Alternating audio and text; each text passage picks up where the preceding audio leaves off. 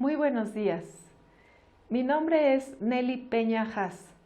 Soy doctora en Ciencias de la Producción y de la Salud Animal. En esta ocasión voy a hablarles de la introducción a las buenas prácticas pecuarias.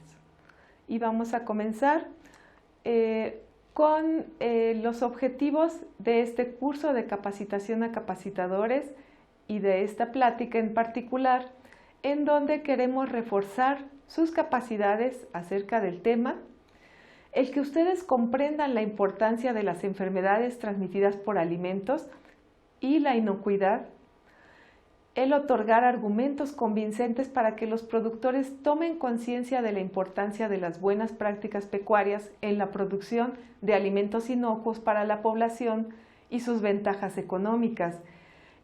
Los productores deben comprender que las buenas prácticas les van a ayudar para que aumente el tiempo de anaquel de sus productos, para que puedan tener un alimento que no cause daño al consumidor y en general para poder hacer algunos ahorros en cuestiones de productividad y de que los alimentos no se echen a perder. Por último, tenemos que hablar del comercio nacional e internacional.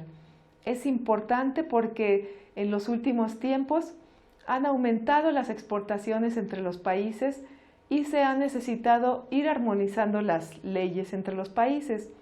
Por eso mismo, nosotros como capacitadores debemos conocer esas normas, necesitamos conocer las normas privadas que se están manejando con relación a la calidad y la inocuidad de los alimentos, y en este curso vamos a tener oportunidad de discutirlas. Entonces, vamos a hablar de las enfermedades transmitidas por alimentos, las cuales se abrevian como ETAS. Son síndromes originados por la ingestión de alimentos o agua que contengan agentes etiológicos en cantidades suficientes para afectar la salud del consumidor. Nosotros no deberíamos enfermarnos por consumir alimentos. Nosotros consumimos alimentos para tener fuerzas para trabajar, para desarrollar nuestro sistema inmune, para poder trabajar en todas las actividades que requerimos. Desafortunadamente, por los riesgos de contaminación que existen, a veces esos alimentos llegan a causarnos enfermedades. Afectan la salud del consumidor a nivel individual, cuando se da un caso de enfermedad, o a nivel grupal, que es cuando estamos hablando de un brote. Estas están causadas por peligros biológicos, como es el caso de la Escherichia coli, la Salmonella, la Shigella, químicos, como son los plaguicidas, que puede haber residuos de plaguicidas en el forraje que ingieren nuestros animales, o pueden ser algunas otras sustancias que se utilizan para la producción agrícola, y físicos, que pueden ser cualquier agente extraño que llegue a estar en nuestro producto final. Por ejemplo, una inyección mal colocada y en la cual se rompa la aguja. Esta aguja, si no es retirada del músculo, puede llegar hasta la carne que consumimos. La producción de alimentos funciona de manera integrada. Acciones aplicadas en un eslabón de la cadena pueden tener repercusiones en materia de contaminación en otro eslabón. Aquí vemos el ejemplo del forraje que estamos proporcionando a nuestros animales, el cual podría estar contaminado con micotoxinas. Ustedes saben que las micotoxinas son productos que elaboran hongos que pueden estar en nuestro forraje cuando se humedece. Esas micotoxinas pueden pasar al animal, pueden causarle daño o enfermedad, pero también pueden permanecer en su sistema almacenados y llegar hasta el consumidor final. A las aflatoxinas se les ha hecho responsables de algunos tipos de cáncer en humanos. Por eso es importante que en todos los eslabones de la cadena llevemos un buen control de la producción y de evitar la contaminación. Todo inicia desde el origen de los alimentos y manejo del ganado. Como decíamos, todo inicia desde qué le vamos a dar de comer a nuestros animales, pasando por el sitio de matanza y transformación. He puesto unos ejemplos muy dramáticos porque en nuestros países latinoamericanos llegan a suceder estas situaciones en donde la carne se contamina, y llegar hasta la preparación de los alimentos. Puede ser que el productor se haya esmerado en trabajar en la finca sin contaminación, pero al llegar a la persona que prepara los alimentos, ahí también se pueden contaminar. Y les pongo aquí el ejemplo de María Tifoidea, que es la primera portadora de salmonela que se conoce en la historia, a principios del siglo pasado. Ella fue una mujer irlandesa que viajó a Estados Unidos para trabajar como cocinera, pero ella se había curado de una salmonelosis y permanecía como portadora sana de la salmonela. Fue cocinera de varias familias y las familias a las que les cocinó, muchos de los miembros enfermaron de fuertes diarreas e incluso algunos murieron. Las autoridades sanitarias le diagnosticaron fiebre tifoidea y la cuarentenaron, pero ella se cambió de ciudad, se fue a vivir a Long Island, donde vuelve a trabajar como cocinera y empiezan a enfermar otra vez las personas. Las autoridades de Estados Unidos la cuarentenaron de por vida y es el primer caso que se conoce de contaminación de salmonela por un portador sano. Esto es muy importante y por eso ponemos tanto hincapié en que los manipuladores de alimentos e incluso los trabajadores de las granjas deban tener sus análisis de salud para asegurarnos que no son portadores de salmonela y de otras enfermedades. La situación y los efectos de las enfermedades transmitidas por alimentos. Las enfermedades diarreicas son la segunda mayor causa de muerte de niños menores de 5 años. La primera causa son las enfermedades respiratorias. Estos son datos de la Organización Mundial de la Salud del 2015, en donde nos habla de que las enfermedades transmitidas por alimentos son enfermedades previsibles y tratables. En el año 2010 se identificaron 31 agentes causales de estas enfermedades. 600 millones de casos de ETAs se produjeron en el año 2010, provocando 420,000 muertes. Si ustedes analizan, estos son datos estadísticos de la gente que llegó al hospital. ¿Cuántos casos más habrá de la gente que no se atiende en las instituciones? Es por eso que ponemos tanto hincapié en este punto, que es donde parte todos los principios de inocuidad de los que estamos trabajando y las buenas prácticas, porque las ETAs son un problema de salud pública que puede ocasionar reducción en la productividad.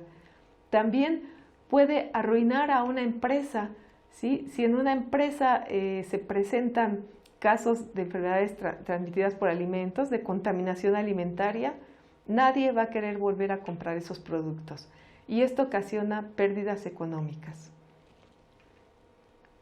Bueno, vamos a entrar ahora sí a lo que son las buenas prácticas pecuarias y de acuerdo a esta definición les diremos que son un conjunto de procedimientos, actividades, condiciones y controles que se aplican en las unidades de producción y procesamiento primario, como son las fincas, las granjas, las unidades de producción, con el objeto de disminuir el riesgo de contaminación causada por agentes químicos, físicos o biológicos.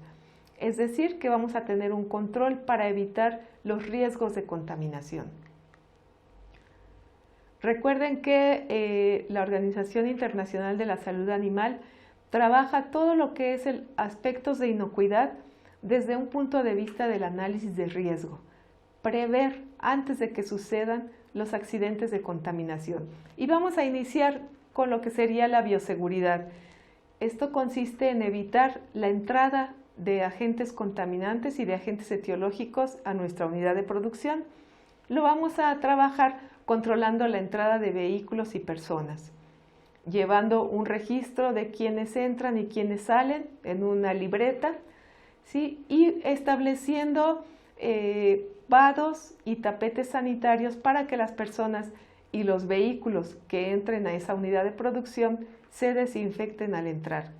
Es importante que se les mencione que las buenas prácticas pueden llevarse a cabo en cualquier unidad de producción, sea una finca muy grande con muchos recursos tecnológicos o sea la pequeña finca familiar de los productores.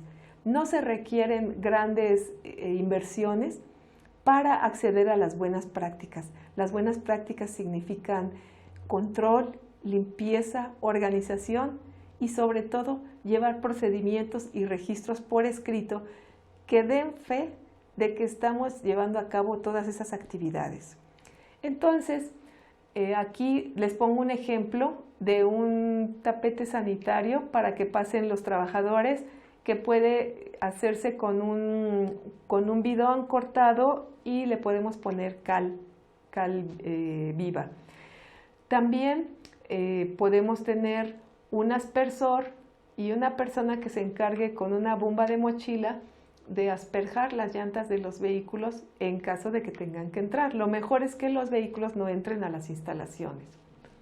En el caso de ubicación e instalaciones, que bueno, les estoy dando solo unas generalidades que después van a ser tratadas con mucho detalle en cada una de las especies, pero las fincas deberán estar alejadas de zonas urbanas o asentamientos urbanos.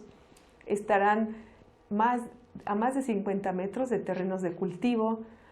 Cada área de la finca deberá estar bien identificada y contar con un croquis especificando cada área. Dentro de las instalaciones pues están los cercos perimetrales y los cercos dentro de la finca, y esos cercos pueden ser vivos como los que mostramos en la figura de la izquierda, o cerco eléctrico como el de la derecha. Diferentes áreas de manejo. En este caso les estoy hablando de instalaciones para bovinos, pero vamos a dar las características específicas para cada especie productiva. Aquí, bueno, tenemos instalaciones para la contención de los animales y que se puedan llevar a cabo actividades como el descorne, la vacunación. Y siempre se debe contar con una rampa o embarcadero para que los animales puedan subir de una manera cómoda y sin causarles lesiones. Aquí les estoy mostrando una rampa portátil que se puede ajustar a diferentes tipos de vehículo. La diseñó la doctora Aline Schunemann de Aluja de la Facultad de Medicina Veterinaria y Zootecnia de la UNAM.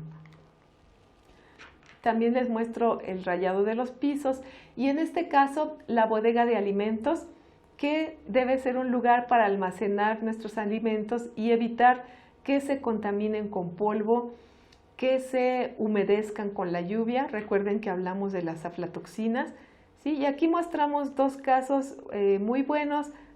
A la derecha cómo se almacenan las pacas y a la izquierda cómo los bultos deben estar estivados sobre tarimas y alejados de la pared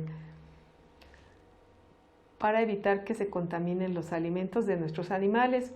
Vamos a contar con corrales, comederos y bebederos. Los comederos y bebederos siempre deben estar limpios, deben estar hechos de materiales que no eliminen residuos tóxicos como son las llantas de los vehículos, ¿sí? O algunos contenedores que han tenido residuos tóxicos. Esos no se deben ocupar como comederos y bebederos. Tenemos la sombra para los animales. Aquí en este caso vamos a hablar de la enfermería y la cuarentena. La enfermería y la cuarentena son dos cosas diferentes. La cuarentena es el lugar a donde van a llegar los animales nuevos que estamos adquiriendo en otra granja, y nosotros queremos evitar que si traen alguna enfermedad la transmitan al resto de animales de la granja. Es por eso que la cuarentena debe estar a la entrada y los animales deberán permanecer en ella por lo menos 15 días. La enfermería es el lugar a donde llevamos a los animales que presentan síntomas de alguna enfermedad o alguna lesión, en donde los queremos tener aislados de los demás animales para poderles dar el tratamiento específico. También debemos contar con un área de eliminación de desechos que esté lejos de donde tenemos a nuestros animales. Otras áreas importantes de la finca son los baños, fundamental que todos los trabajadores tengan baños con agua limpia, con jabón, con toallas desechables. Necesitamos también unas oficinas, aunque si es una pequeña explotación, podemos tener un cuarto en donde se almacenan los documentos importantes y también un lugar a donde se pueda recibir a los visitantes sin necesidad de que entren a las instalaciones. A veces hay que hacer algún trámite o mostrar algún papel y no es necesario que la gente penetre hasta la unidad de producción. También es importante que haya un comedor para los trabajadores en donde puedan ingerir sus alimentos y que por ningún motivo coman en las instalaciones de los animales. La alimentación, como lo van a ver de manera particular para cada especie, es un elemento esencial de la cadena alimentaria que tiene repercusiones directas en la sanidad y el bienestar de los animales, así como en la inocuidad de los alimentos y la salud pública. Es importante que el alimento sea de buena calidad, que esté bien almacenado y que proceda de fuentes confiables para que no vaya a transmitir alguna enfermedad o tener algún elemento contaminante. Por eso debemos tener mucho cuidado de dónde adquirimos nuestros insumos y de revisar el alimento antes de proporcionarlo a nuestros animales. Si ven en esta foto, a veces hay bolsas de plástico, hay alambres y eso pueden causar la muerte de nuestros animales por una indigestión, por un timpanismo crónico. El forraje debe proceder de productores agrícolas que estén llevando también a cabo las buenas prácticas, porque deben respetar los tiempos de retiro de los insumos fitosanitarios, como son los plaguicidas o los fertilizantes o cualquier sustancia que estén utilizando para la producción. Entonces debemos asegurar que nuestros animales no vayan a ingerir un forraje que tenga alguna sustancia tóxica. Importante en el caso de rumiantes no utilizar harinas de origen rumiante. Ustedes saben los episodios tan fuertes que hubieron en Europa con la encefalopatía espongiforme bovina y de ahí todo el control que se ha desatado en todo el mundo acerca de la utilización de las harinas de rumiante en la alimentación de rumiantes.